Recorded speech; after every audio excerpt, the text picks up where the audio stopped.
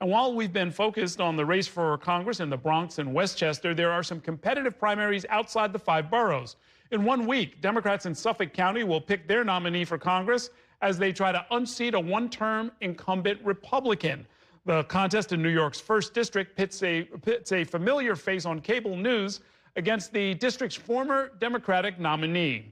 Our Washington Bureau reporter Kevin Fry crisscrossed Long Island to check out the race, and he has more on that. New York's 1st District is large, stretching from Northport in the west to the Hamptons here in the east.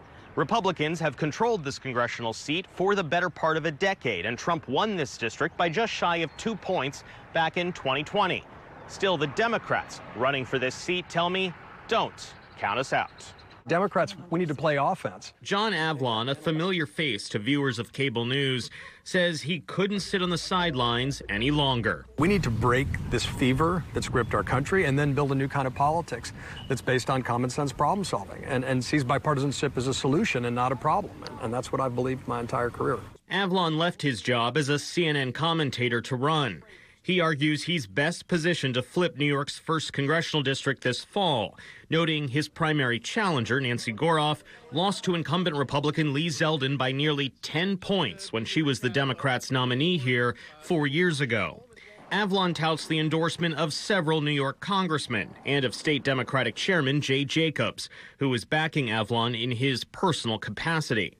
Jacobs tells Spectrum News he asked Goroff not to run, questioning her electability. There's a real pragmatism right now because of the stakes of this race. Democrats know we can't afford to lose this fight. It's a message that resonates with Madeline Nelson, who added an Avlon sign to her front lawn in Northport.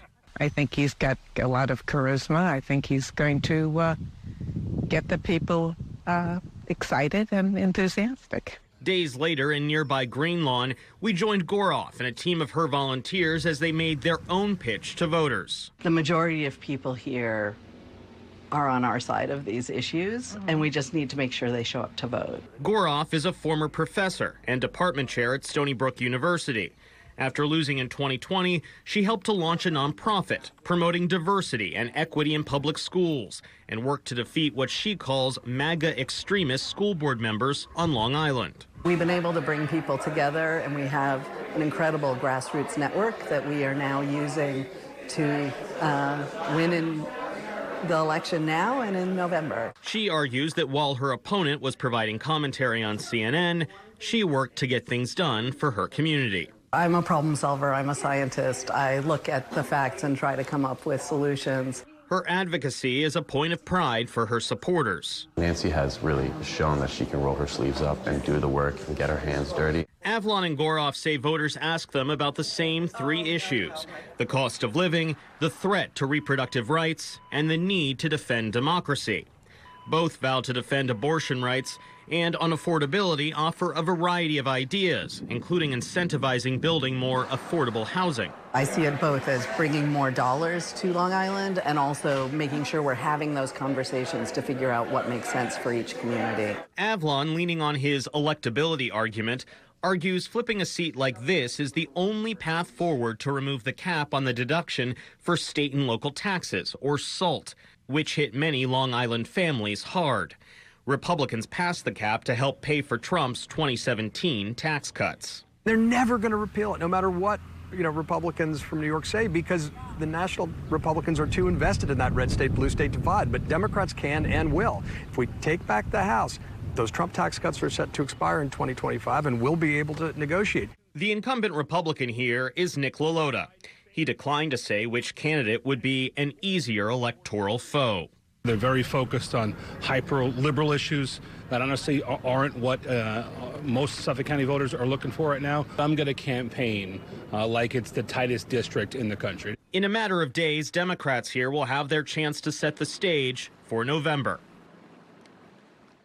Kevin Fry joins me now to talk more about all of this. And Kevin, of these 2 candidates, are there serious differences between them? They're both, running for the Democratic nomination. Quite frankly, on the policy front, there's not a lot of necessarily daylight. Certainly part of Goroff's, part of the reason she lost 4 years ago is that she was sort of painted as this sort of progressive professor. And she kind of pushes back on that, arguing she's more practical than anything. And Avlon has essentially painted himself as a centrist who can work across the aisle, but also wants to defeat, as he phrases it, MAGA minions. Yeah, I've known John for a long, long time. We co-authored a couple of books and worked together at CNN and so forth. But he seems to be almost the establishment candidate. If the head of the party, as well as 3 incumbent members of Congress, are supporting him, does Goroff have anything resembling that on her side? She does have, at least listed on her website, a handful of members of Congress who are endorsing her, albeit they are not New York Congress members. They are from other states across the country. But part of Avlon's pitch is that I have all of these folks lining up behind me. I have labor unions, etc.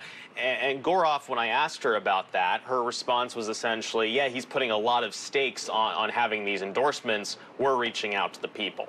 Okay, we'll see how it all works out. Thanks very much, Kevin.